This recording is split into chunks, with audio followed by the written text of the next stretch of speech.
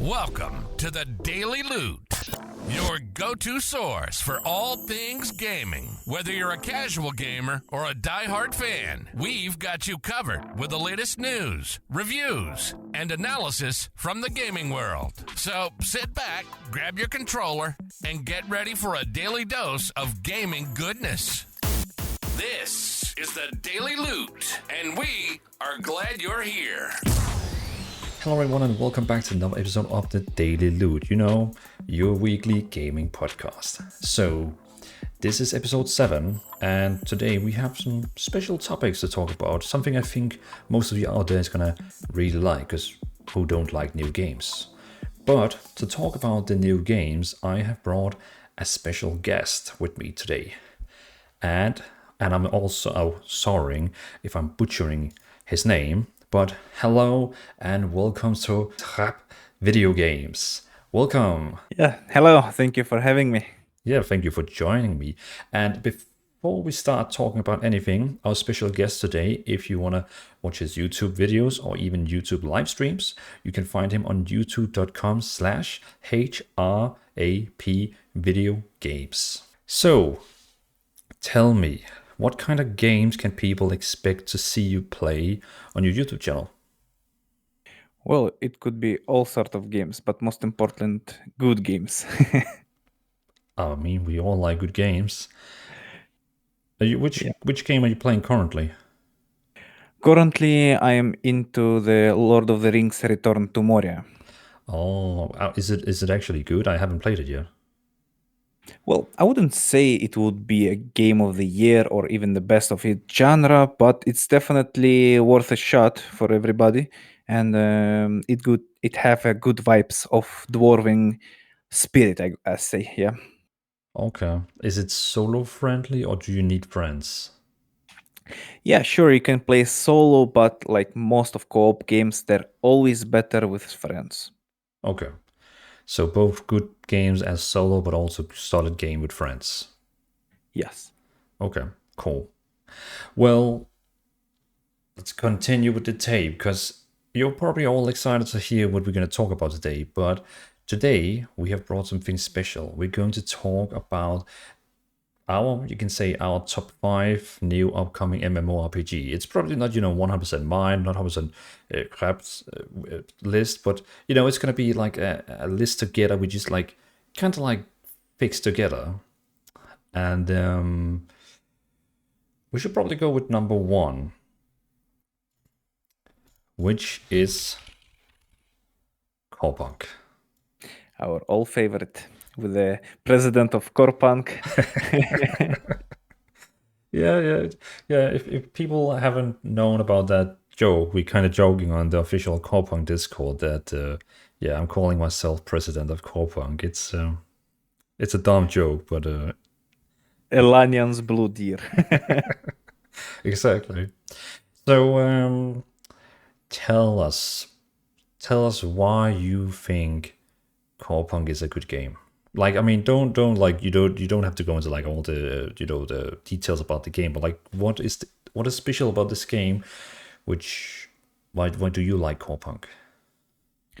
Well, I think I'm a little bit biased on this game because, if, like some of you might know, Corepunk is developed by the Ukrainians developers, and myself, being Ukrainian, I'm just cheering for my people from my nation and hoping that this game will be good. But even this putting aside, I see a potential, an idea that could be something that we like, I guess.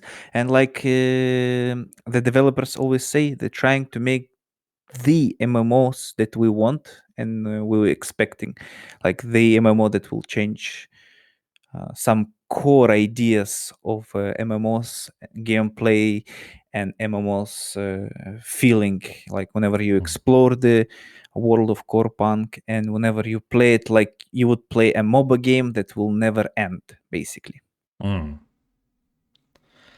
Yeah, and Corepunk, just so everyone knows in the background, Corepunk was a game that was announced back in 2019 in December, and I remember I saw the trailer. Like I was on my way. I've told this 100 times for people, but I saw the trailer. I was on my way to bed, and it was like 2 a.m. I believe it was in Denmark, and then I was like I think I was sitting on the toilet and scrolling my phone, and then I saw IGN uploading a new video like 1 minute ago, and it was a trailer for Corepunk, and I was just like I watched the first 10 seconds, and I was like I just like jumped into my PC and I was ready to make, that first impression video because this game was just unique. I mean, you have to agree, we haven't seen like many MMOs like this. I would say none. Like most of the people on the start was starting to compare it to Albion Online, but it have nothing to do even closest to the Albion Online. Corepunk in Albion Online looks like only because it is a metric top-down MMORPG. That's it. That's all in common they have. Yeah, like graphic wise, gameplay wise, it seems. I mean, of course, you still have the clicking, where you in both games you can kind of control like Dota and League of Legends, I Yeah. guess. Yeah, like some similarities, of course, because like it's MMO, it's top-down view. But like if not most of you might know, but Dvalin and we already played Corepunk. Yeah. So we know for sure by the fact that it feels differently from Albion Online. Oh yeah. Like that's you just have to take us for our words on it. That's it. Yeah. It for me it felt very close to how it like I really like Dota 2, and this game felt very close to Dota 2. Like the gameplay wise, when when you click around, moving, attacking, you right click on your enemy, it just keeps attacking that enemy, kind of like auto attacking in World of Warcraft. But this game you just control from like Dota, where in World of Warcraft you see it from behind your character, so it's two different games. Yep. And yeah, it's as I told you, it's basically a MOBA, but endless MOBA in the world of MMORPG. So that's the closest comparisons. It's the MOBA MMORPG survival kind of hardcore game. Yeah, well, especially hardcore when we tried it in this latest playtest. Yeah, That wasn't easy. that feels for real. Yeah. So I'm really hoping they have some adjustment made before the playtest too, because I want more people to play it, but I don't want it to be way too casual as well. No, no, that was the fear we had, that if it's too hardcore, all the casual players will disappear, but it still should be a bit challenging to play. Yeah. And Like with Quest, there is no markers, there is no regen of HP on the beginning. It's giving old school vibe, but bringing something new to the table. yeah, definitely.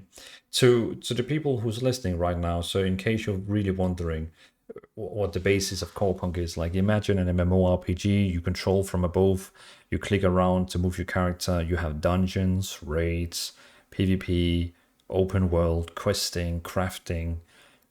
That theme park MMO you really like from other MMOs, but you never really experienced it in this way. So very, very, very unique. Do we have any more words we should put on Corepunk before we go to the next one? Well, like also adding to people who are just listening, you just imagine a classic MMORPG with gathering, leveling, questing, but top down, obviously, and it's mixed of gameplay with MOBAs. So it's basically it is what it is. Like there is not much to say until we will play playtest 2, playtest 3, 5, open beta, and the release version of the game. But for now, that's the basics, and it looks awesome. Exactly. And the next playtest was on the 4th and 5th November, wasn't it? Yep. Yeah, so around 100 plus people have been invited, and we're going to play in 4 different servers: Europe, in a South, in a East, I think it was. And then South, I think if SA stands for South America or South Africa. I think I asked ChatGPT, and it was pretty sure it was South South America. America, yeah. So we have America, like North America, South America, Europe. And another North America, but East and West. Yeah, of course, yeah, because it's so Yeah. big. So Yeah. kind of the same we're gonna have with Europe West and Europe East and stuff like that. Yeah, most likely. All right, all right. Okay, so yeah, that was pretty much Corepunk. That's the first new upcoming MMORPG we're talking about today. So we're gonna clash it on number one. It's also the one that we both most excited for, isn't it? True, you're also the most excited for this one. Yeah, sure. That's the game that we're following for like what 3-4 years already. So I would say it's most exciting one. Yeah, definitely. So we're gonna go to the next four games is I think we can agree it's probably a bit more like thrown in randomly which one we're most excited for, but we're gonna talk about the next one, which is Throne and Liberty. So I'm gonna just throw it here on the screen, Throne and Liberty. So people, of course, who are listening to this through podcast, Spotify, any podcast app, you will of course not see the list we're writing on the screen. But for people watching this on YouTube, you will of course see the games we're listing now. But first game was Corepunk, second one is Throne and Liberty. So, and actually, I should have said that. Corepunk is I don't know if you actually said that, but Corepunk is developed by, again, a Ukraine company, which is called Artificial Core. Did we say that? Nope, we missed that. Oh, yeah. So Corepunk is developed by Artificial Core, which also so far seems like they're going to be the one publishing their own game. So they're going to publish and develop their own game. Then we have Throne and Liberty, which, just so we get them out straight, which is developed by NCSoft, which I think a lot of people know from, because NCSoft is basically the company that owns Guild Wars 2 Arena. They own them. They also did, wasn't it also them? Yeah, it was also them who owned Wildstar. And they, I'm not sure. yeah, I'm pretty sure it was. And then they also have what was it? It was Lineage. Guild Wars 1, Aeon, Blade and Soul, and Lineage 2, and Lineage Mobile. Yeah, that's what they're known from NCSoft. And they're coming up with a new game now called Throne and Liberty, which in me and Rap's case is that we are actually getting it through Amazon, because Amazon is actually going to be the publisher for Throne and Liberty. And before we talk about Throne and Liberty, it's actually quite fun, because Amazon now has published and developed New World. They have published, they're going to publish Throne and Liberty. They're going to publish another MMO called Blue Protocol. They have published Lost Ark. So basically, Amazon by the middle, I guess, of 2024 will actually have published 4 MMOs and running, which is, I think, a fun fact. Yeah, actually, I think like the age of renaissance for the MMOs begins with Amazon New World, if not with Blizzard's World of Warcraft Classics. It's one of those games that bringing MMOs back on the table for most of the developers. Oh, yeah. It's like a proof that they still can make money and people still can play some MMO games, because it's like one of the riskiest, hardest, long time in development and expensive in development type of video games. So most of the companies just trying to stay aside of it. Yeah, that's the thing. Like MMORPGs are definitely hard to create. Very expensive, takes way too long time, and it might be easier if one day developers can use some kind of AI tool which can auto generate the game for you. But, yeah. So talking about Throne and Liberty, do you want to start saying some notes about it, or you want me to shoot about it? Well, all I know the basics about Throne and Liberty, it's that its first open beta or release was a disaster on Asian market when everybody went to try it, because they saw mostly a mobile version of the game when you have auto combating, auto play, auto questing, auto everything. You even can auto play with your PC, turn it off, so your character running around and doing stuff on automatic things. Like you have limits on it, but still, you're not even turning on your PC and the character is playing. And also in PvP and PvE, every attack, every skill was locking your character on place. That's also people didn't like.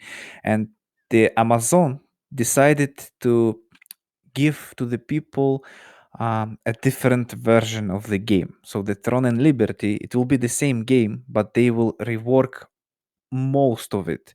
Like I'm not a big fan of Asians MMOs. There are very rare cases that I interesting or even like Asian type of MMOs, because mostly they are about grind, crafting, and a lot of time spending. Or if you want to skip this all, you can just pay for it. Like most of the games in Asia made like a pay to win or pay to skip kind of thing. So in Amazon, they decide to cut half or even more experience for you to level up, make the game more faster in leveling. uh, Plus, they're reworking that you can actually move whenever you attack, and no autoplay. So basically, they're taking the same game but making it different, so people from Europe or US can actually play it and have fun. Yeah, that's a pretty good description of what we have seen so far. Because I remember when they had their first, it was kind of like a beta that they showed, where the Europe market and West market and all that could play, US, Europe. And I remember watching all these streamer play it, and it was It interesting. was bad. Yeah, It was because bad. people were literally streaming it and putting like on clown masks on, because they were literally just pressing one button and then your character just did everything, and they could just sit like this and do nothing. Which, and again, it's very good you highlighted, because the developers with Amazon and all that, they came to us and said, yeah, we don't worry, we're gonna try fix this, because we know that if we release this game right now, no one in Europe or US is gonna play it. And yeah, that would be the case for sure. But it's I agree with you that it had a really bad start, but for some reason I believe in this game because the graphics looks cool, the classes seems interesting, but and with all the words they've said about changing the game, like make it more appeal for people like us, I think I have hope that they want to, of course they want to do the best for the game. Yeah, like the game was interesting before they played it. The people played. They have very good cinematic trailers, interesting ideas about sieging, guild wars, and like giant monsters that you can turn into and ride them to breach the walls and stuff. Like what most famous Asian MMOs always trying to do and implement into the game, it's guild wars and siege battles, like castles, dragons, and also every time Asian game brings a good and like super good quality graphics. Like they put so much effort into the graphics itself in the first place. Like if you see Black Desert, if you see Throne and Liberty, even gameplay videos, it looks good.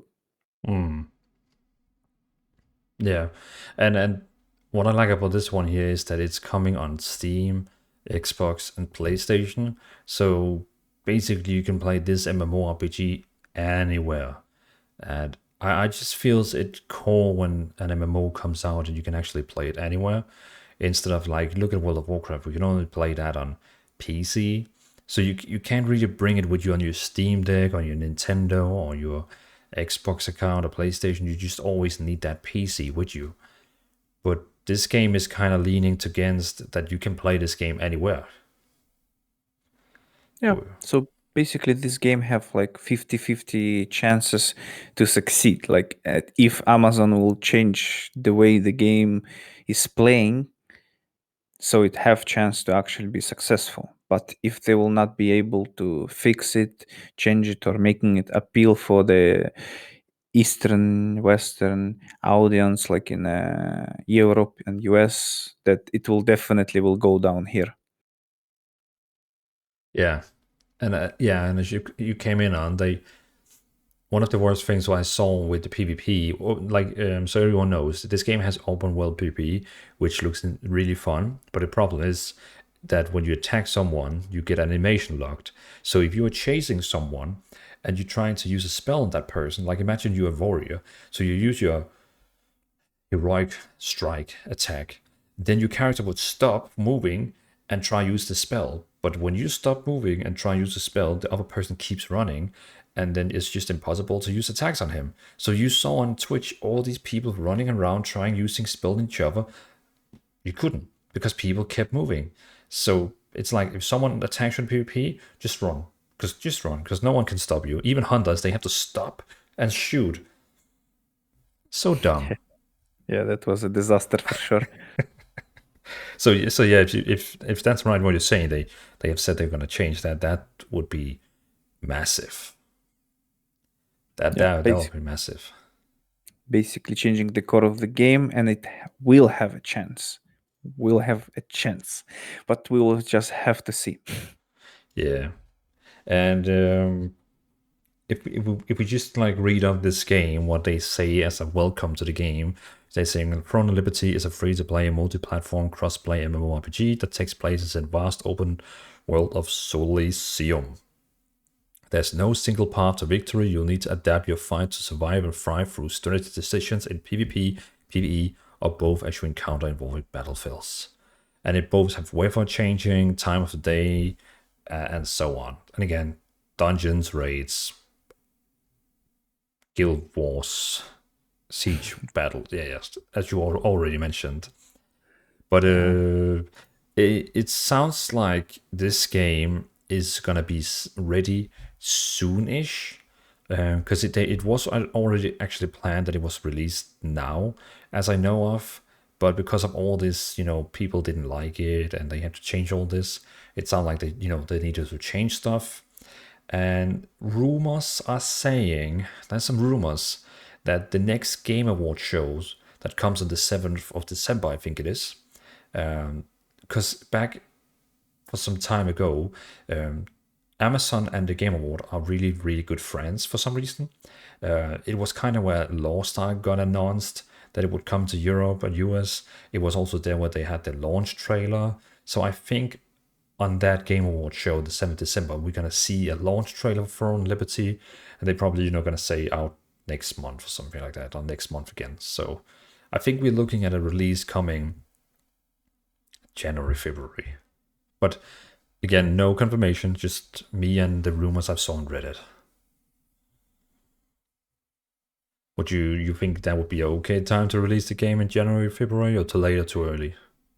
It's really hard. Depends on what actually forces Amazon are throwing into the fixing the game. If they're thinking about it's like game, then they will need to have much more time. Like if they're throwing all of the professional forces into the fixing the problems, yeah, maybe end or beginning of the next year, or end of this year or beginning of the next year, it could be possible. Like basically the game is ready, they just need to fix this movement lock thing and experience and auto play. Like I think it's not that much, but I'm not developer. Yeah, they definitely have to tune down the autoplay a bit. Like I don't mind, like Black Desert Online, where you can click on a quest and it runs over to it. Fine, that's fine with me, but don't let it make the quest for me. Like I need to be the guy who makes the quest. It's like I have you played those MMOs on mobile where you basically just click on that autoplay button and somewhere on your screen, and then it just keeps doing stuff. The most closest I tried, I think it was Diablo Immortal, that whenever you click and it's just following the path. Yeah. Like again, I'm trying to skip most of the Asian MMOs because every time I'm trying them, I'm getting disappointed. Yeah, okay, yeah. Because I played one on mobile. I basically just clicked on a play button, and then it just like kept playing. It the same. It just a new game on mobile just released called Dungeon Hunter 6. I really like Dungeon Hunter 5 and 4, but this game here, oh wow. I just clicked on one button in the right corner and it told me, no, you need VIP 1 or level 20 before you can enable this. Okay, so I was like, okay, fine, I'm going to use $2 to unlock VIP 1. Fine, here $2. Then I clicked on that play button.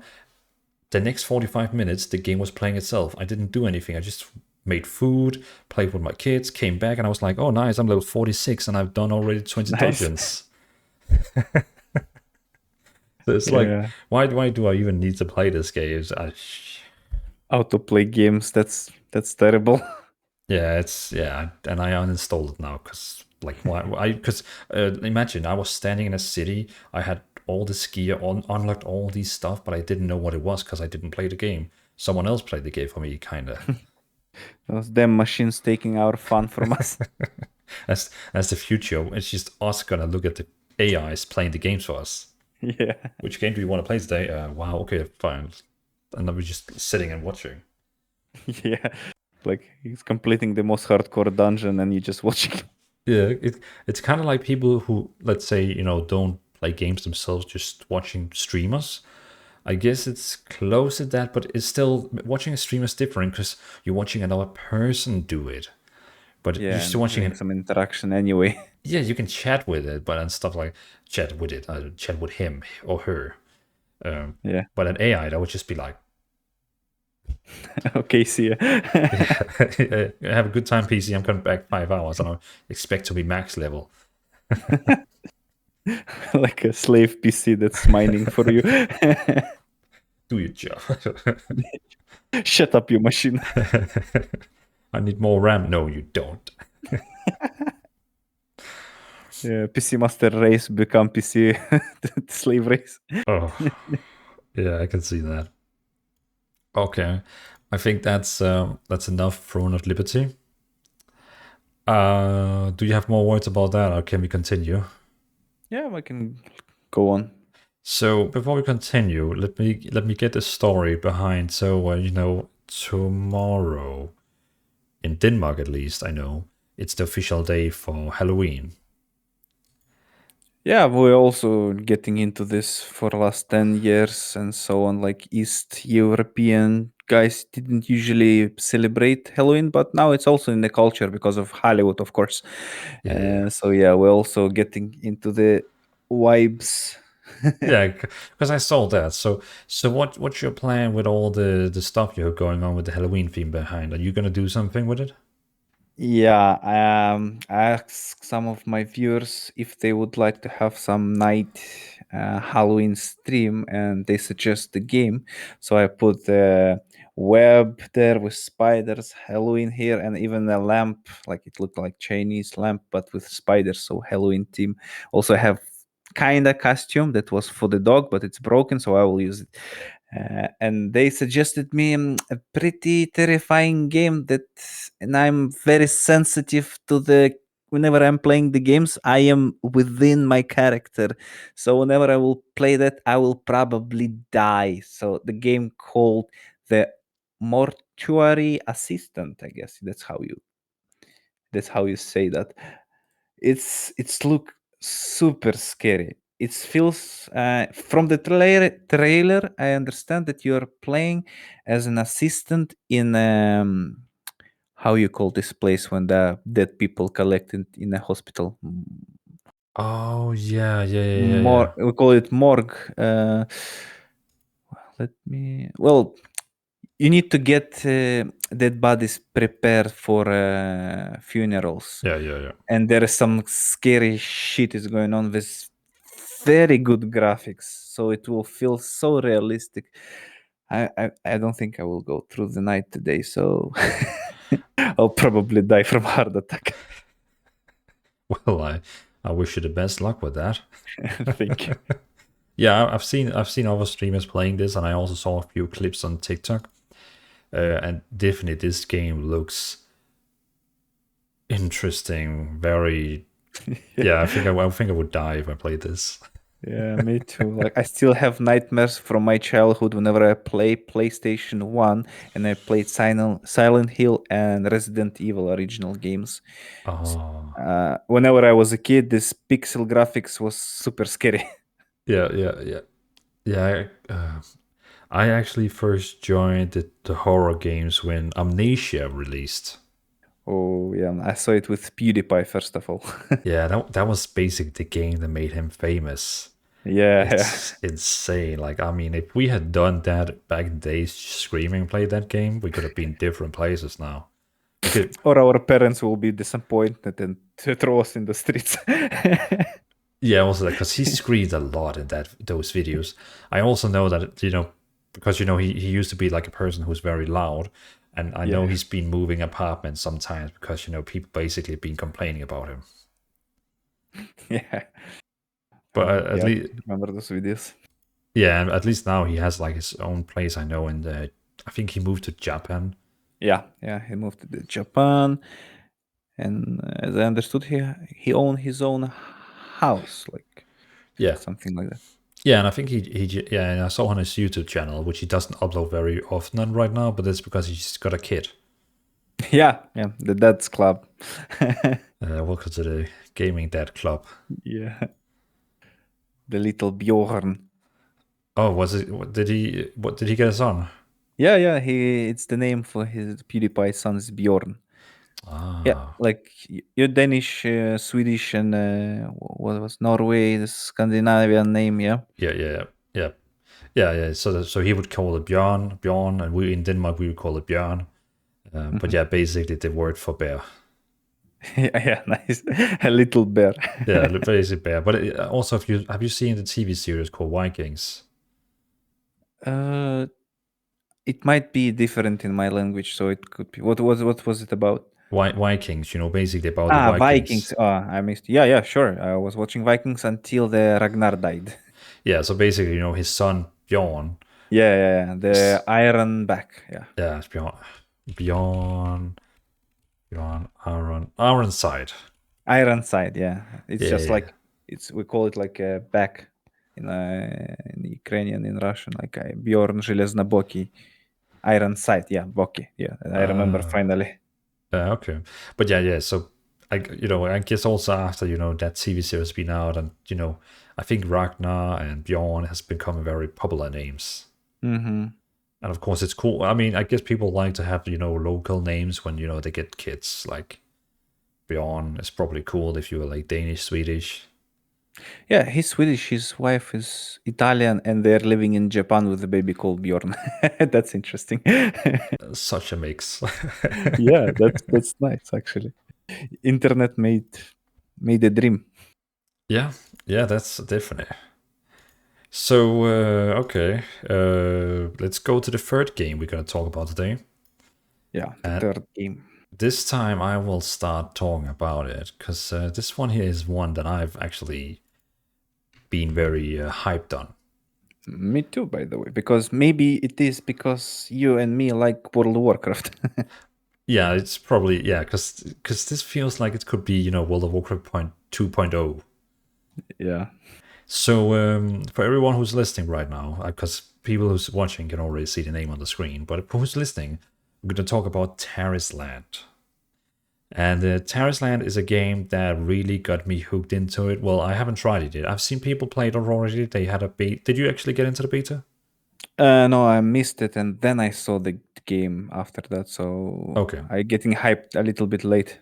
Okay, cool. So yeah, because I saw it like long time ago, and then I saw they had a beta recently, which is really cool.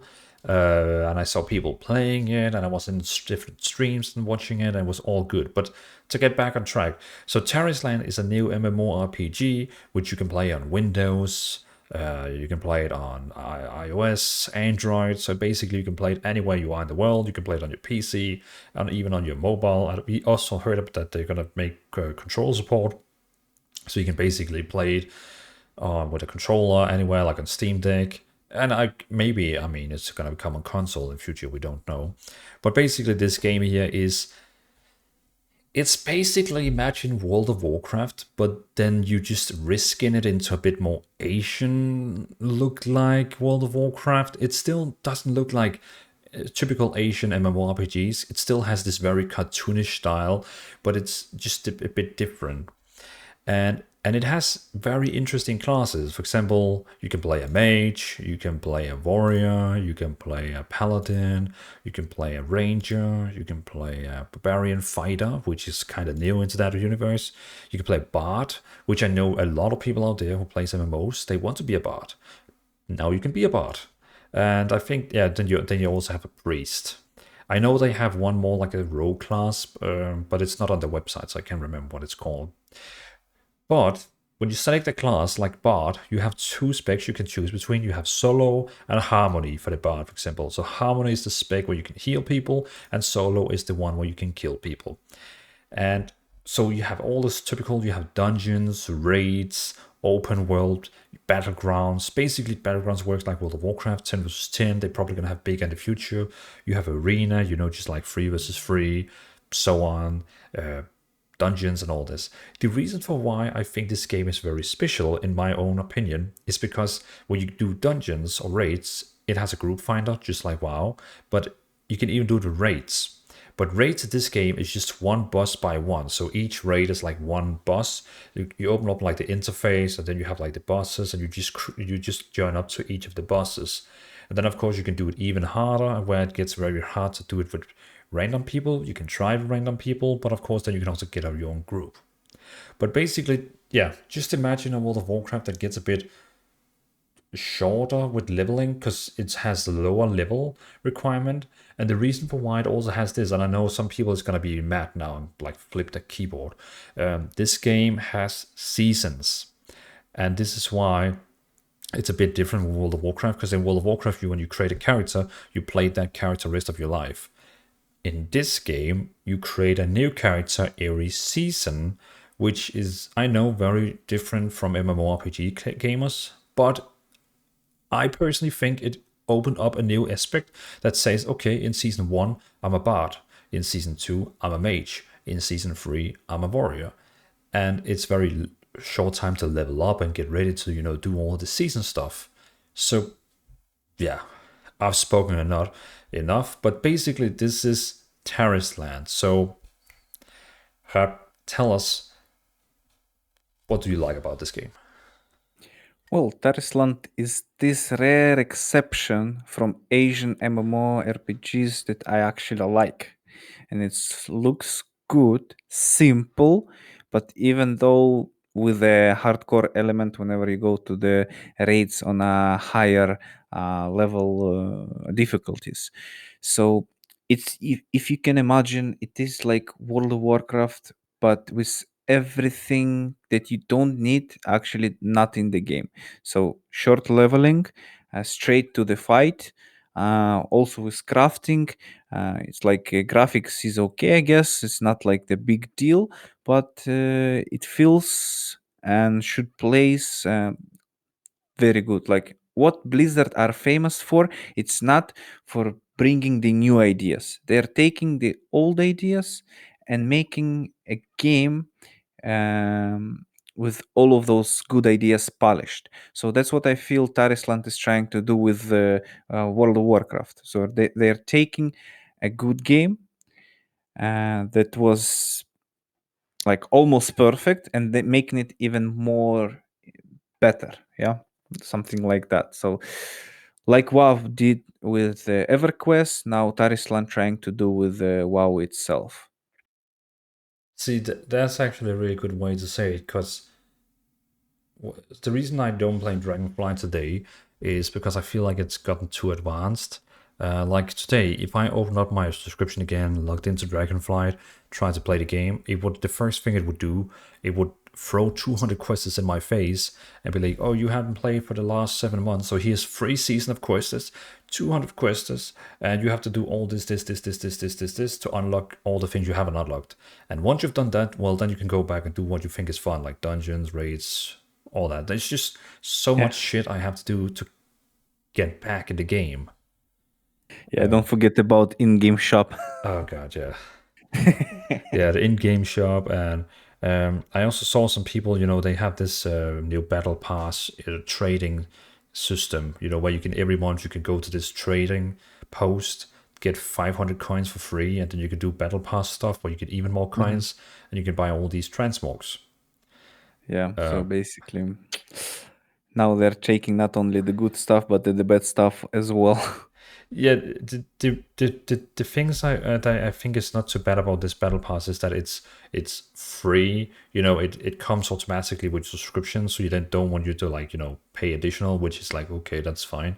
But I found out because I saw people on Twitter talk about this awesome skin you can get from this, but you need to have played 12 months in a row and went to that trading post every month to collect the coins to get this awesome skin. And that's just like, so I have to do this for 12 months to get this skin. I mean, that's like... Yeah. Or you can just pay 12 months and come to this trading shop once a month. Yeah, exactly. That's annoying. Yeah. But yeah, back to Tarisland, I agree with you. It feels like it's a more simple version of WoW. You have way less spells, because in WoW today, if you play Dragonflight, no matter which class you play, you're going to have 30 spells on your action bars, no matter which. But in this game, was it like 10 spells, I think it was? Something between that. Yeah, like I think there is like 5, 6 spells, and also places for like potions and stuff.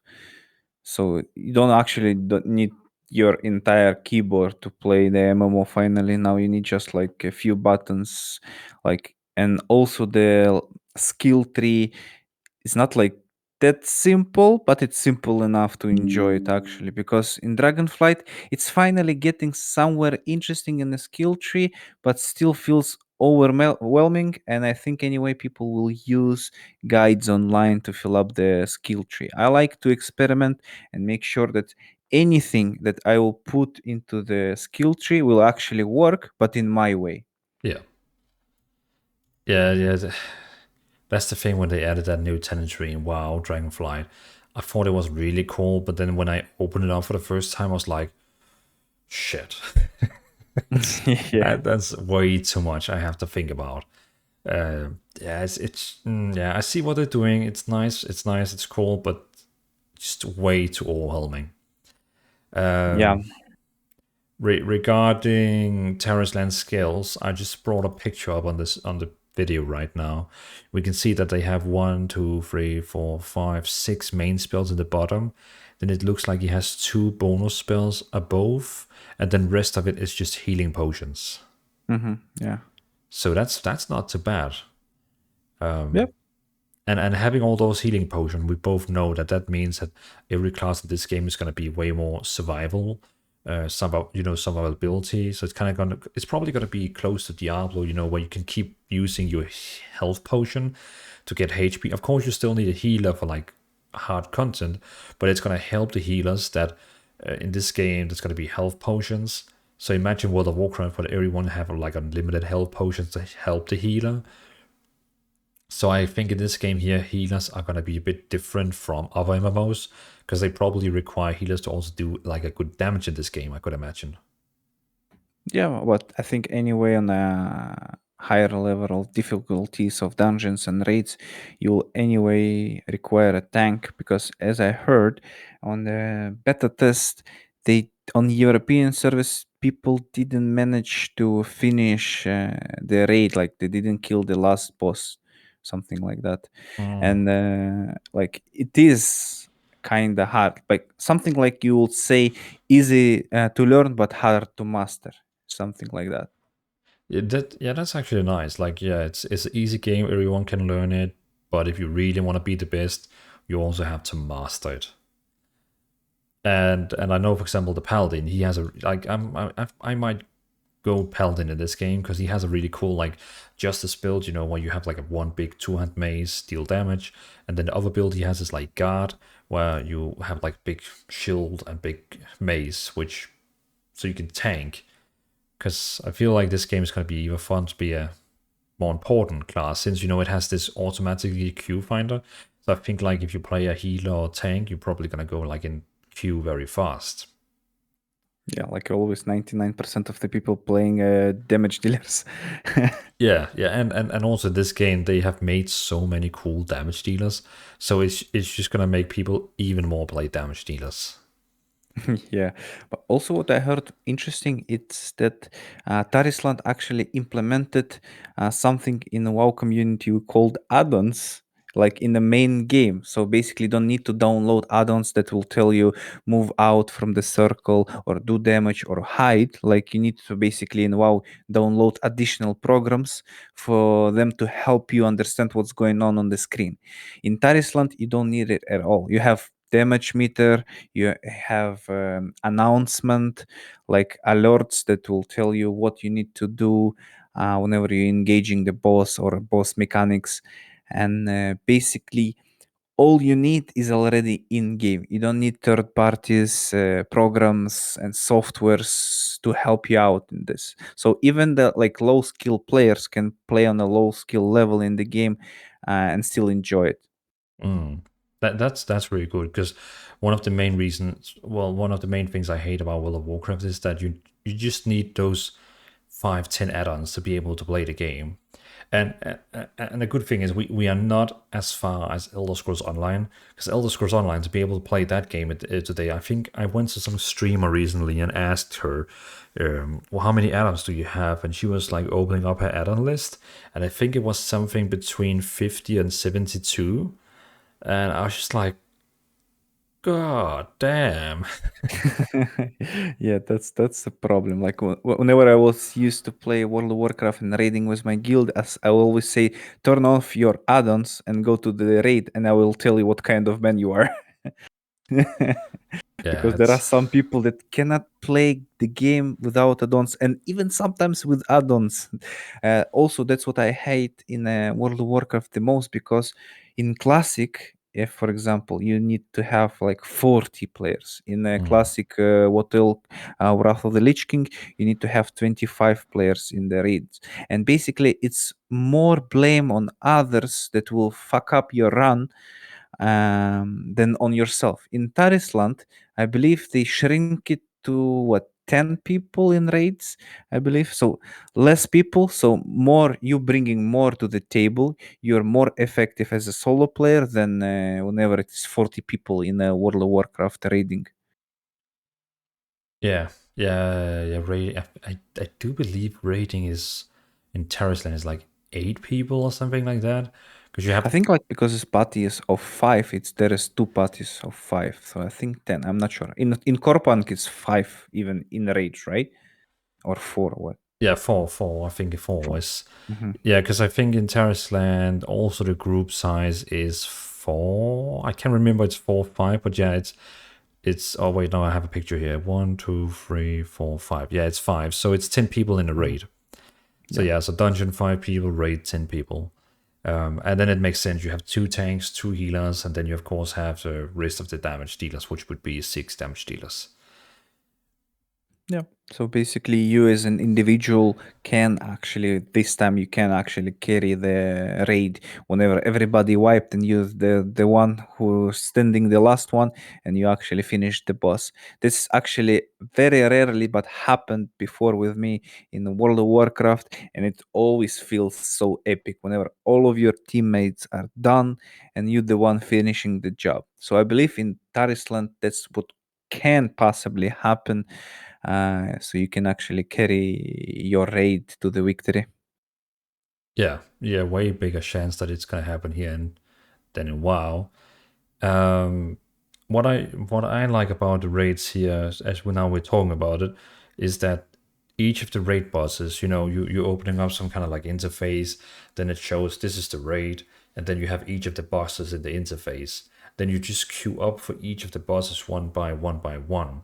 What I like about that is, like, normally when you're raiding World of Warcraft, you're saying, okay, cool, we're going in raiding, so now I have to sit here the next 3 to 5 hours. It can be hard as a gaming dad. Sometimes you have to go get out to your kids. Sometimes you need to do stuff in life. But having this system in the game where you can just queue up one boss at a time, it just allows me to do one boss and then I can leave my PC, come back and do another boss. Yep. It's casual friendly. Yeah, it's casual friendly, but still have something for hardcore players to achieve. Like you need to get to your guild, you need to team up with your guild, play together for a while to beat the hardest level of difficulty bosses in raids. Like again, if you're playing solo casually a few hours a day, you still can play Tarisland. But in WoW, you cannot raid. Like these days, it's not possible to raid. If we're not talking about Dragonflight, of course, also auto finder of raidings, but only the normal version of raids. But in classic WoW, in what World of Warcraft, Wrath of the Lich King, if you want to raid, you need to get to the guild anyway. Yeah. Unless you want to go to the gold bits, but it's completely different story. Yeah. Yeah, it's and people listening to this right now thinking, okay, so it's not for me and my hardcore guild. Yes, it is, because the raids are still gonna have normal mode. I think I saw they said normal, heroic, and mythic. They're gonna have like these 3 difficulties, and I think they even added more on that, like they split difficulties, and it will be 4 or 5 difficulties right now. I'm not sure. So they're giving even more. Yeah. Even better, and probably even more of a season where people can like fight, who can do the high season stuff like that. But don't be afraid of like, okay, so me and my guild cannot sit and raid for 7 hours straight. Of course you can, because you still open up the same raid interface. You have all the 10 bosses there in the raid interface, and you and your guild just queue up to one by one by one by one. The only thing that is different from this game and World of Warcraft is that in World of Warcraft you have to run from a boss to another boss and do a lot of trash mobs that no one cares about. Where in this game, you get out after the boss, you repair, you get your stuff ready, you queue up for the next boss. You save time. And yeah, I know raids in World of Warcraft can be very big and very beautiful and have some lore behind it, bloom, bloom, bloom, bloom. But you know, for people who just want to deal with it, it's nice. You go in, you go out. Like, you do your business. Yeah, most of like professional WoW players and the one that invest a lot of time in WoW, they always says, why I cannot just keep staying within a boss? Like if we wiped, I want to respawn near the boss. I want to try it again here. I don't need to run around. So the Tarisland again, it just polished version of modern WoW. It's bringing you everything that you need, everything that you want, and everything that you like, and not wasting your time. So you have fast leveling, dungeons, raids, battlegrounds for PvP, arenas, and also there was like a single player boss fight, like something a tower type of thing. You're queuing up solo and fighting with one boss, 1v1. Oh, that's nice. I didn't know about that one. It was something similar in WoW, like in Legion, I believe, or something like that. The Mage Tower. Yeah, the Mage Tower, something like that. Yeah. Yeah, I never managed to do it. I really wanted the Mage Tower Guardian Druid skin. You know, the where you look like a gorilla warrior. Yeah. I tried like 20 to 100 times and I just failed and failed and failed. So I got so pissed. So I ended up going to this website, paying $10. He went in on my account. He did it in first attempt and he was like, here, you go. I was like, damn. You could actually get banned for saying that. Well, yeah. What I remember about Mage Tower, I started to watch a streamer on Twitch called Asmongold. And what he did when he failed again, he smashed his hand on his keyboard. That was awesome. Yeah. I was just like, you know, I saw that it was going away and I needed that skin in my life. And, Yeah. and I mean, yeah, it's like, I know the account sharing is not allowed, but yeah, I was like, I need that skin. I need it. And I think those websites, they were getting so much money from people who were not good enough at Mage Tower. And again, they opened up Mage Tower recently, where you could get some new skins, and I think they're back in the business again. Yeah. Yeah. But yeah, Tarisland, I really hope Tarisland is gonna get big and famous, and I really hope it's gonna go well for them. Yeah, me too. It's like this one case that I'm actually cheering up for the Asian game that actually not throwing shop in my face and grind and crafting too much. Like straight to the point. PvE, PvP. Go and do it. Yeah. Yeah, and I saw also they, for example, they did a post on their website where they talk about they doing music in the game, which is composed by Russell Brower, which is I don't really know him personally, but he's like a guy who's behind a lot of great music in video games. So it's just cool to see they're doing all these different things. Where I don't know you, but sometimes some of these new MMOs they're kind of a bit weird on social media and they don't do many posts and it's just weird posts, but it feels like we have actually some cool guys behind this game. Yep. Yeah, I've been following for a long time. They're doing some fun things. Then they started only doing the news posts on Discord, which was a bit weird. But then they changed back to also releasing on the website, and yeah, it's gonna be fun. I hope this game is gonna come out soon, but we have no clue when it's coming out. Yeah, it feels that it is very soon. It's almost done from what people saying actually.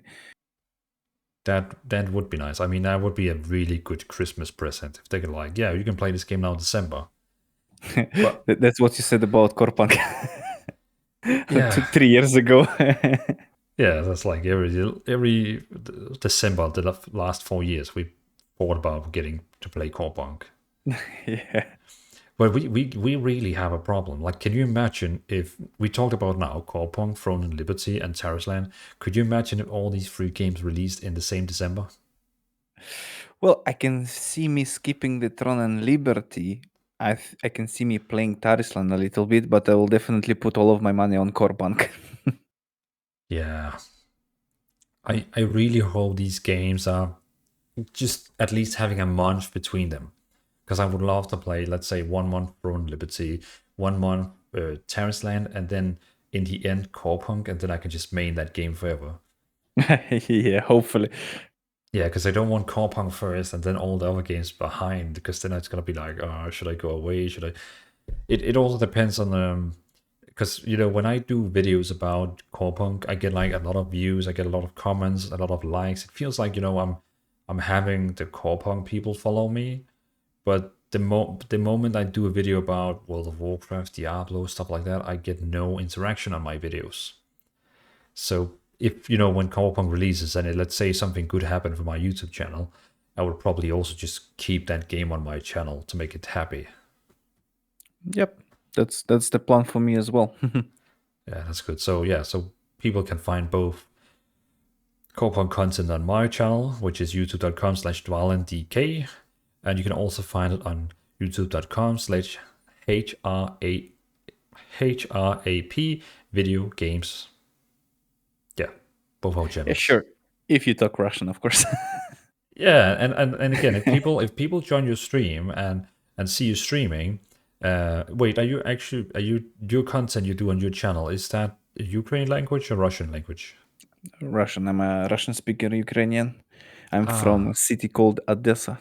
It's in the south part near the Black Sea. Okay. I also guess like the audience is bigger when you speak Russian compared to Ukrainian language. I mean, just the more people who speaks Russian. Yeah, it's like mostly here in Eastern Europe. It's like kind of international Eastern language because of USSR history and stuff. But lately, because of the war, Ukrainian language, Russian language, it's getting spiky. Like whenever you're getting Russian watching Ukrainian streamer or Ukrainian streamer talk to the Russian in Russian or doing content in Russian. Like we have now this politician stuff and Yeah. problems with the people attacking the languages. You see, Yeah. because you can understand those people. There are war. Like of course I'm suffering from the war as well, but there are people that suffer way more to hate actually the Russian language as well. You can understand them and just skip, do whatever you do. So like for me personally as Ukrainian content creator that talk Russian, within last almost 2 years of this war, it's always was the question: should I switch to Ukrainian, or maybe should I switch to English and just move on? So yeah, it's kind of this type of situation that you never know. Yeah, okay, yeah. I can see that one going to be tough.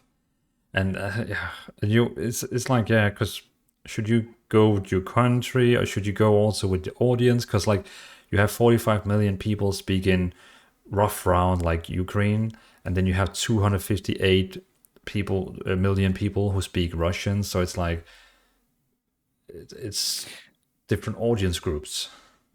Like also like whenever I originally started making YouTubes, I was wondering if I should go with English or Russian. But back in the time, I wasn't really that good at the English, or I felt I'm not that good. So I go with my native language that I usually speak at home. Yeah. Like if there will be a question about it, I'll probably go with English anyway, because I know Dvalin, I know Blackout now, I know so many amazing people from English YouTube. So yeah, I will feel home anyway. Yeah, so people can still come by your stream and actually also ask English questions, and you're gonna be multitasking.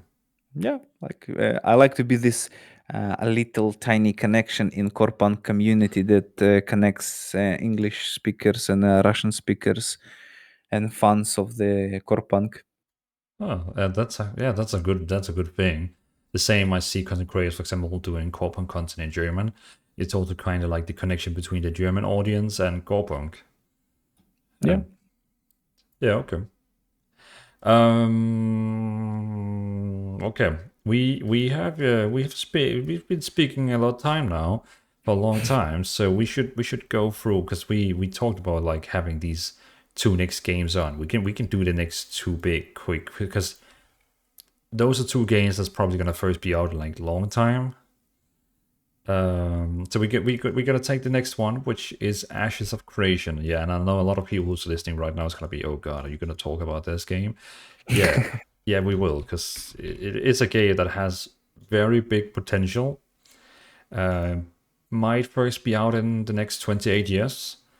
Yeah, this kind of games that we're trying to make it perfect. Not yet, not yet. 50 years later, not yet. Yeah, yeah. I mean, when you look at the div stream compared to now, compared to like 2 years ago, it's a totally different game. So they're definitely going in the right direction. But that game has still a long time. So, do you want to say a few words first about this game? Because I think you probably know more about this game than me. Well, just the basic things, because whenever I saw that, I like the idea. I like the things that on paper it have a huge potential, but I'm super cautious about it. Like so cautious that I'm not hyped for it. Like I think it have potential to succeed, like a huge potential, because it's a game made by the gamers. So people, most of the people that's standing behind the Ashes of Creation, actually the one who loved playing MMOs, and they're trying to make MMOs of the dream, like MMO game that will have everything, like everything you can imagine of, about like kind of sandboxy world. And what I don't really like, that's the most of the developers and the founder who decided to make Ashes of Creation, there was fans of Lineage 2. So basically, that's whenever I was young and getting into the MMO world, like if you remember the game, there was a game Mu, top-down game MMO, like looked like a Diablo, and then the first big MMO that I entered was World of Warcraft. And always there was two type of people during the time of World of Warcraft speak. So there were people who played World of Warcraft and League of Legends, or I mean Lineage 2. So I tried both of them, and I fall in love with the with the Western view of the MMOs. So it's World of Warcraft and Asian type of like Lineage 2. I didn't. I really like the gameplay. I like the idea, but not the gameplay. So they're trying to make a modern Lineage, I guess, with a sandbox, with the open world, with like combination of classes that gets more than 32 classes in total or something like that, like a huge amount of variety of classes that you can pick on. And like you have main class and the secondary class that you combine together with him. But the most interesting idea is the idea of nodding. So they have this thing they call nods. It's basically a player driven world whenever starting with a simple camp, and people start playing around this camp, crafting, gathering, killing monsters, and making this camp become city, city to the castle, and castle to the country, basically. It's a big, huge country that depends on what people actually mining. Like if they're mining a lot, it look like dwarving city. If there are most of human race in this area, the city looks like a more like human type of city. And there goes trades, caravans that goes from one city to another that you can actually rob. Like there are so many things they're trying to implement into the game and that's why they have so many ways to fail. So that's the like you cannot even talk short about Ashes of Creation. It's No. have very, very, very many things to talk about, like separately. E- Every detail of Ashes of Creation will take another video for like 1 hour. Yeah, see, that's been my main concern about this game. They're trying to add so much into the game that it just feels it's like you can't even think about how much they're gonna add into the game. And of course, on top of all this, also they're gonna have all these dungeons and probably raids and probably also battlegrounds, open world PvP and stuff like that.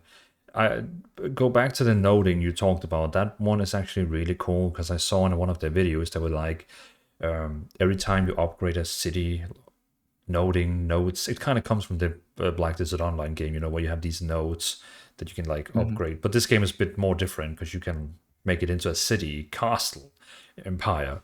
But I saw the developers also saying the bigger these nodes get, the more populated they get, the more attracted they also are for monsters. So sometimes you have like a little, let's say you have a node level 1, it's just a little camp. You have some goblins coming sometimes in attack. But I saw them saying when, for example, the nodes is like max level, high level, where it's like a castle, you begin to attract like huge dragons that is just coming randomly attacking the cities, and if no players are around to help, well, the node is just gonna destroy. But if people actually are online and see that the city is about to get attacked and help it, they can of course kill off the attackers. But it's just nice with having this big open world. You can choose which node cities you want to defend and be part of, and I can see how this game can be so huge, and that every person is going to have its different story in this game. Look at Dragonflight. Everyone has the same story. Everyone is the defender of the dragons. Everyone is we all the same. But this game seems like it can be your story. Yeah, like if you're a simple farmer or you're a leader of the nation there, you can be basically anything that you want, like from the miner to the monster hunter and whatever you want. Like also I'm concerned about their combat style. They say it will be mixed of target and non-target, and I'm not actually sure what they're trying to go with there. They say you actually can choose what skills will be target and what skills will be non-target type, and you have like a 70 to 30 ratio, or you can put 50-50 or whatever you feel like. So again, I think they're trying to implement so much things and go with so many type of different players that they have so many space to fail actually. Yeah, I saw that like when you're playing a caster, it's kind of like World of Warcraft where you have to click on your target and attack. But when you play a warrior, it looks like you're kind of like Guild Wars 2, when you use your spells and you take whatever is in front of you. So I guess we have to see when it comes out to more people, because I saw they had that test which you could try where if you were lucky or accepted into the content creator program. Or, I mean, see, this is one of the things I don't like about Ashes of Creation. You have to use a lot of money to be able to play the early tests. I mean, if I go into the website now and look at the shop, we can see, so every month they replaces, I think, their shop or something like that with a new package with some cosmetic skins in. And if I look at the package right now, we can see there's like 4 different packages. But if you actually want to be able to play the game like soonish, you need one of the big packages. And even the smallest package that is not going to give you access costs $75. And that package for $75 is not even, it's going to give you access to future beta 2 test phase. So, but if you take the biggest one to 375, you're going to come into Alpha 2, Beta 1, and Beta 2. So, and if you take the next one, which is like 150 after the 75, you're going to get Beta 1. So you actually need to get, I think, the 251, which is going to give you Alpha 2. And the biggest one gave you Alpha 2. Yeah, so you have to use minimum $250 to be able to get into Alpha 2 in this game, or use $150 to get into Beta 1, which is just an insane amount of money to be able to beta test a game for them. I mean, it's not, we don't beta test the game for ourselves, we beta test it because we want to test, we're testing their game. Yeah, that's the problem with the Kickstarters games. Like they started with the Kickstarter, but the excuse was they're actually like looking if people are interesting. They said that they have money, they have time, and they just wanted to see if the people interesting. I'm not sure about it. Like if it's excuse or if it's another this Kickstarter scheme, and that they want just to, I don't know, like within latest things that we have in the MMO industry, whenever there are developers, they're taking money on the Kickstarter for developing and then just closing the project. Mm, yeah, I can see it happening with the Ashes of Creation as well. So that's why I would not put my money on it by just yet. And again, it's not the game that I'm super hyped for. I'm seeing potential. I'm seeing it actually can be one of the best MMOs out there, but only on the release. Like not before that. I will not trust it until the release actually happened. No, I agree with you. Like the biggest package to have right now for $375. It looks cool. You get really a lot of cool things like a big dragon, skeleton, and you get like a really cool armor skin. But no, I don't trust throwing money at this game yet. Like, no, it's just, yeah, I agree with you. It's yeah, I'm not gonna bet my money on this game yet. I'm gonna wait till it comes out soonish, when we can actually. I know it's not coming out soonish, but I want to test the game first, at least like some kind of beta before I throw money at this game. Because I what did I use? Like the game called Wayfinder, which came out recently in early access. I think I used like $200 in that game because I first bought the smallest package and then I upgraded and kept upgrading. And well, okay, I think in overall it's $100 then. When you have all the packages together, was it 150? And then I also used some additional money to buy tokens in the game, to buy new weapons in the game. And now you look at me and I'm like, yeah, I don't want to play that game anymore. So I just wasted $150 on a game I don't even want to play anymore. So, and Wayfinder wasn't bad, but it's just like, it doesn't. See, this is a thing. When a new MMO comes out, which I would honestly call Wayfinder an MMO. When a new MMO releases, the first 3 weeks of that game is so important. If they fuck up in the first 3 weeks, the game is dead. And look at Wayfinder now. The game was unplayable the first 3 weeks. People couldn't log in. People were fighting the biggest boss of the game, the Q boss, which basically kept using a spell called Kick. So every time you went in a queue and you thought you were close to getting in, they just kicked you out of the game. And every time you actually got into the game, they kicked you out again. That game was just like insanely not able to get into it. Like the game itself was fine, but getting into that game was like, nah. And I saw Asmongold really giving that game a big chance, like trying to get in.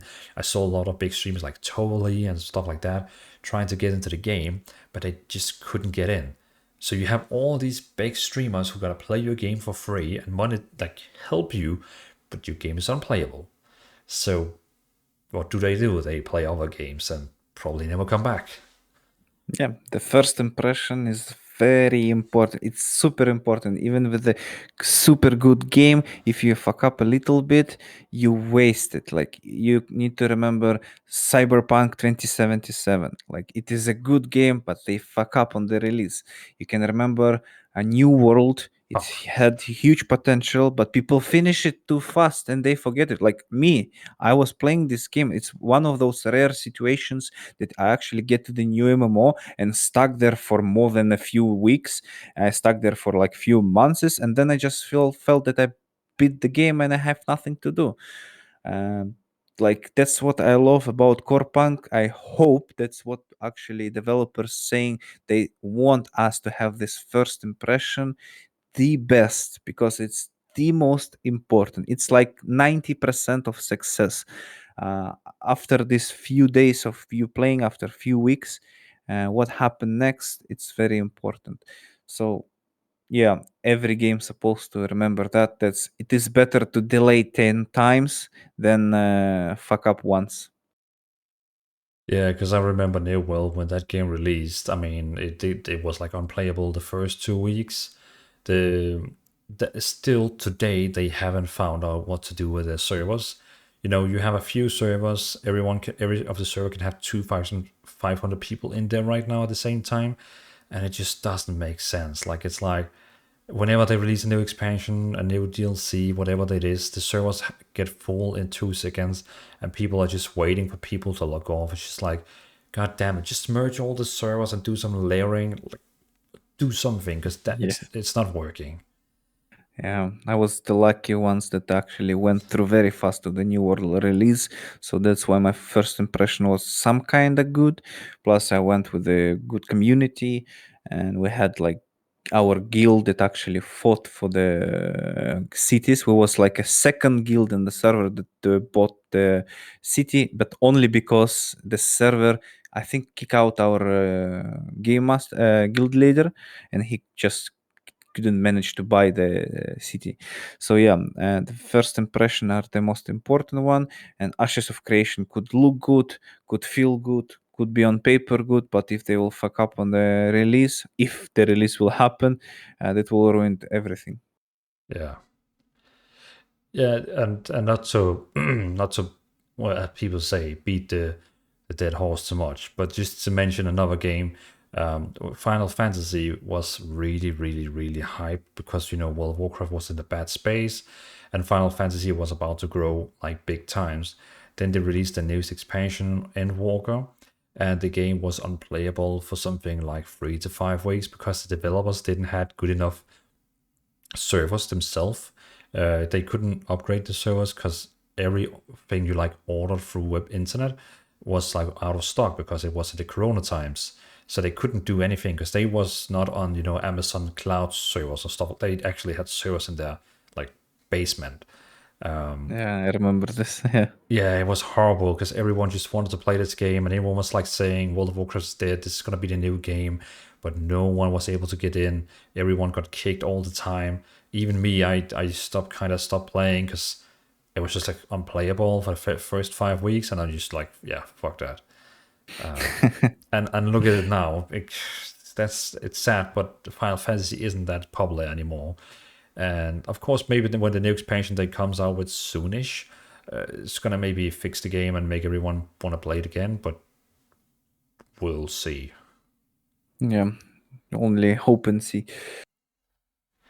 Before we end the podcast, we have one final game to talk about, and this game I have actually not researched it at all. So you kind of have to be the teacher who tells me about this game, and then you're gonna sell it to me. So, like, I'm gonna be interested in it.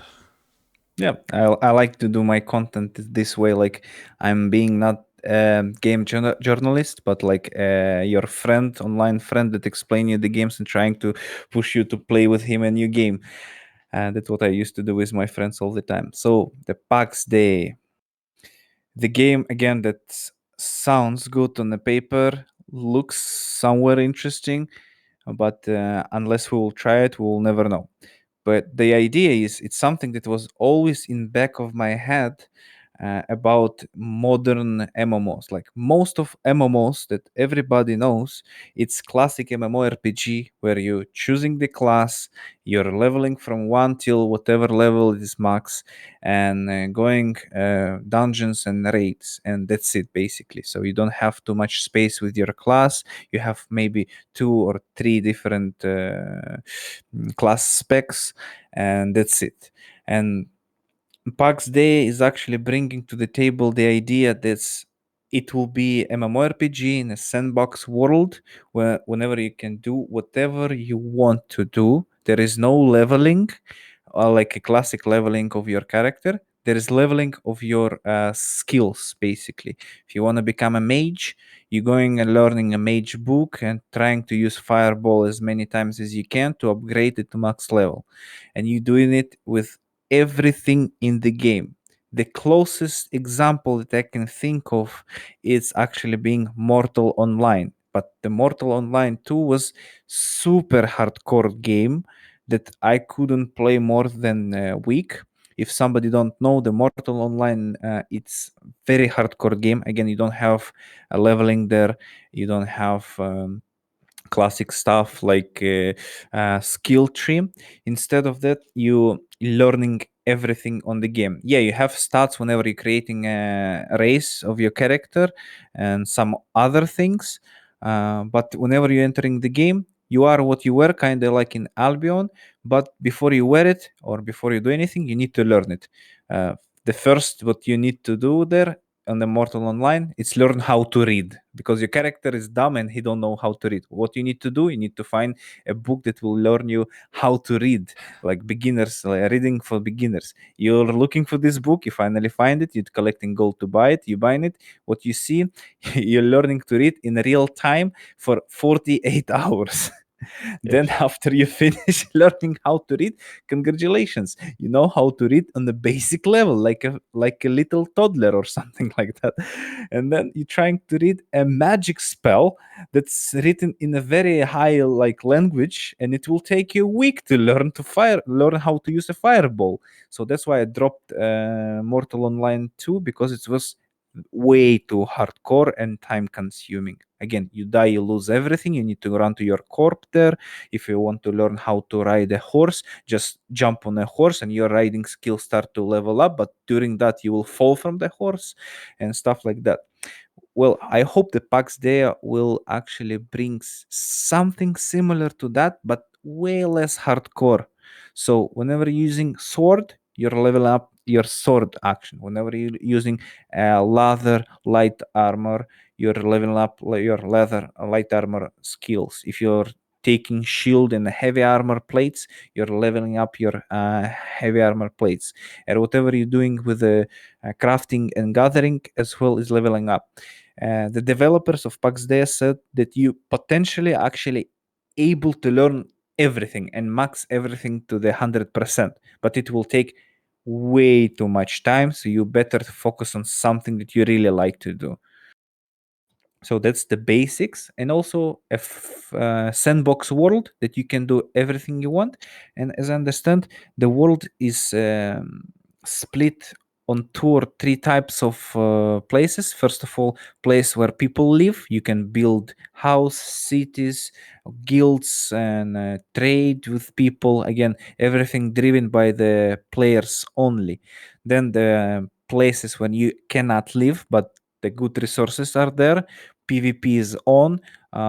Kinda non-full loot system is on. Monsters can kill you. You can lose everything whenever you're going deeper in the woods or the dungeons. But again, the better things, tastier things are forward in the woods, and the simple things in near the cities. So kind of mix of Mortal Online, Ashes of Creation, and those new MMOs that sandboxing. I believe actually the future of video games is some kind of combining of MMOs with sandbox. That was some of a speech. Yeah, and it's only the basics. Yeah, okay. You've been doing your research in this game, I hear.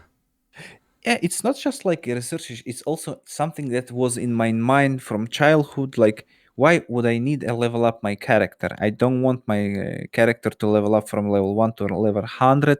I want just to go in the world, have my adventure straight away, and do whatever I want and level up whatever I want. Yeah. That's the basics idea. Yeah, okay.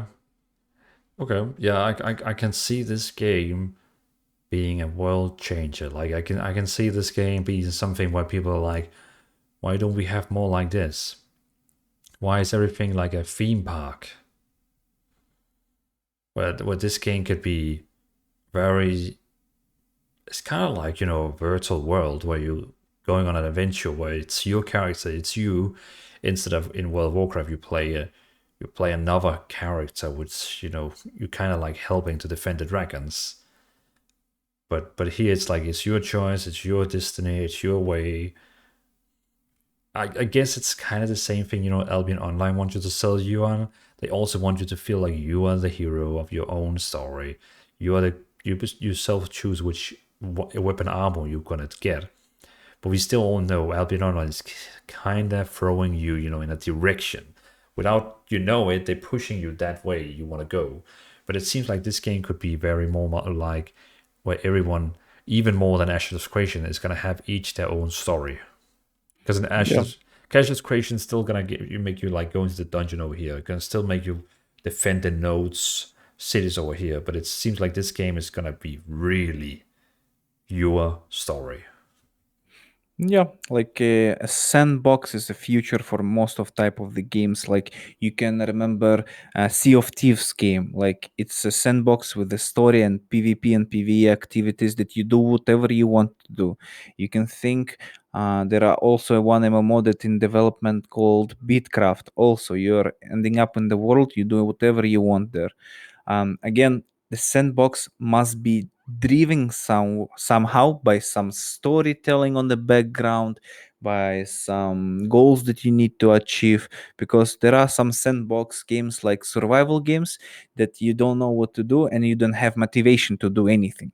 So the game must motivate you with something. Like in Albion Online, you don't have like a real story to motivate you. Like the most selling point of World of Warcraft, it's actually the storytelling. Like whenever you see a new trailer for a new expansion, you're already sold off. You don't care about the raids, gameplay, and whatever. You just want to be like Battle for Azeroth. It probably won't one of the worst expansion playable, but whenever you saw for the Horde and for the Alliance team like trailer, you wanted to play it. It's for me the storytelling, the world, the living world is something that pushing me forward to do something. I want to kill Lich King myself. I want to kill Illidan myself. Like I want to be part of this story, or I want to join it, or I want to not join it. In Pax Dei, for example, there will be some story that you can take part of, or if you don't, or if you can't, you don't have to. You can go your way. Yeah. Yeah, I remember when Battle for Azeroth, they released that trailer with, Sylvanas yelling for the Horde.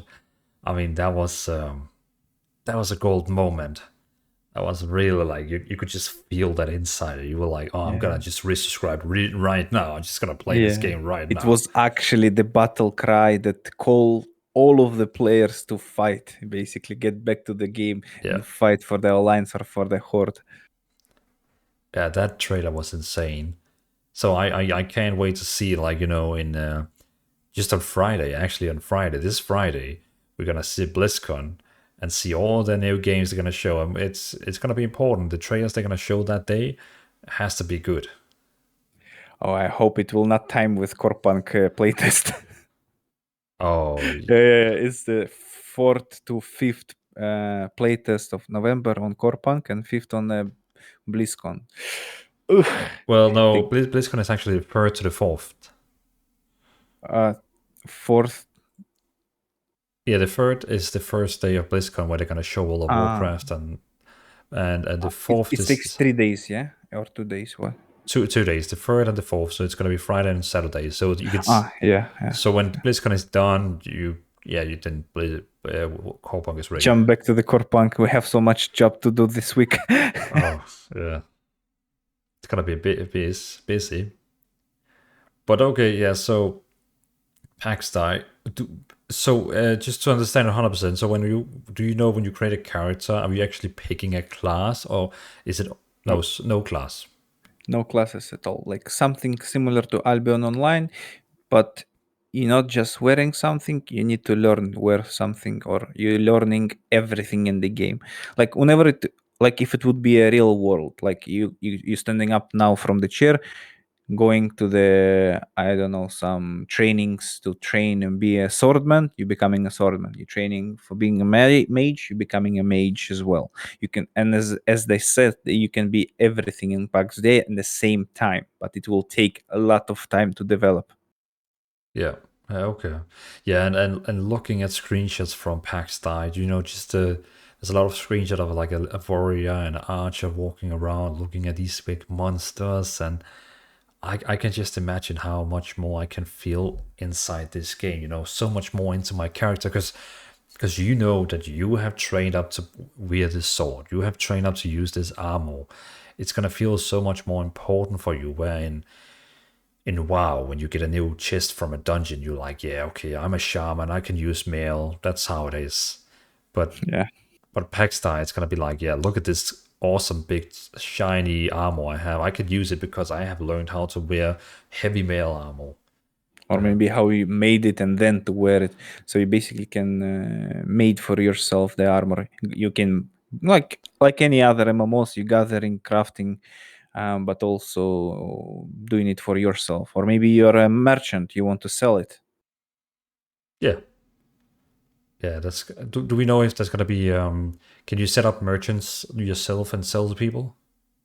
Yeah, basically everything is driven by players, so there will Okay. be no NPCs to sell or to do anything. So basically, cities, shops, everything in the world will be made by players.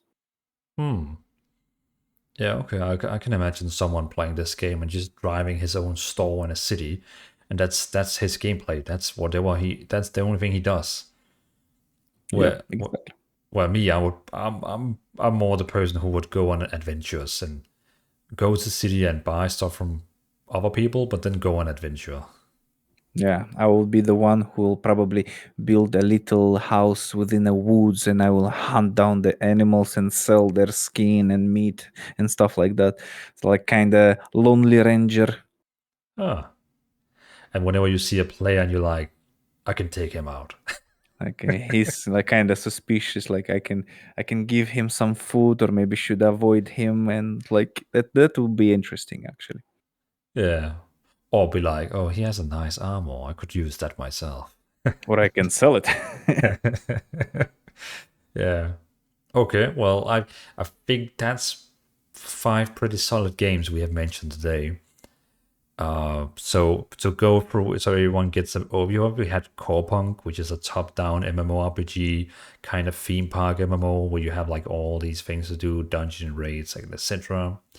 We have Throne and Liberty, which is a MMORPG where you see your character from behind, kind of the Guild Wars 2 style camera, which also has a theme park MMO with all these things you can do. Then we have Tarisland, which is feels like World of Warcraft, just with less spells, more basic. More fun. Yeah, probably Escape may be more fun. I mean, I can tell when I try it, but yeah, could be more fun and more basic to get into, but also harder to master game. Then we have Ashes of Creation, which just is also an MMORPG, also has all these theme park things, but sounds like it's going to be the most advanced MMORPG in the entire world. So I guess it also has the biggest reason to fail of all the MMOs out there. And then we have Pax Dei, which is the ultimate answer on the new sandbox MMO. Yep. Solid list. Yep. There are so many games that actually didn't end up into the list, but because maybe they're not that popular, not that potential, but maybe we'll talk about them in the future. Yeah. You convinced me to throw out Blue Protocol and put in Pax Dei instead. And Blue Protocol was also a cool game coming, but yeah, we can always talk about that later. You hooked me up for Dune Awakening. I even watched the movie that they made recently about Dune. Oh yeah, Dune, The Awakening. Yeah, it's interesting, but look more like a survival game. But maybe it's also like a MMORPG survival game. Yeah, it's one of those games where we need to know a bit more. But it sounds like the game is actually around the corner of release. Like it's not far away. But I guess we'll see. But we have been in our viewers' ears for 1.5 hours now, so we should probably wrap this up. You know, we were gonna wrap it up. Ha ha ha. I'm gonna wrap this up. Yeah, that's time. That was very fun, and for us, I think the time went very fast. I don't think we managed to talk about everything we wanted, but No. 1.5 hours is good enough. Yeah. I mean, it felt like we've been talking for like 10, 20 minutes, but we have just like going away. And because it was with pleasure. yeah, I'm glad you wanted to join me because it's always, and that's just what I'm kind of going for, having a fun conversation where we talk and just like go away. So with someone who's sitting in the train for 2 hours, what should they do? Just sit and stare out of the air, or listen to a fun gaming conversation? Okay, so again, everyone who's listening, thank you so much for listening. Everyone who's watching, thanks for watching. And again, if you want to see or hear more from my special guest today, you can find him on youtube.com/HRAP video games. So HRAP video games, and you are 10 times better than saying your gamer tag name. Could you say it again? Yeah, it's Hrap Video Games. Exactly. But we had like a 10-minute call before this where I was trying to learn how to say that, but I'm still very bad at it. It's Some special technique on and then don't forget about this Russian R. Yeah, because I think the last 4 years I called you H-rap. Yeah, and I understood. That's okay. Yes, but yeah, and it's the same with my name, the Dvalin. A lot of people, because they had kind of been brainwashed by Overwatch 2 or Overwatch, they have seen the hero called Diva, so they think my name is Dvalin. So it's like, oh hey Dvalin, like no, it's Dvalin. God damn. Yeah, I can feel that. Yeah, but again, yeah, thank you so much for joining me on my podcast today. Thank you for inviting. It was a pleasure. Awesome. Well, everyone, bye.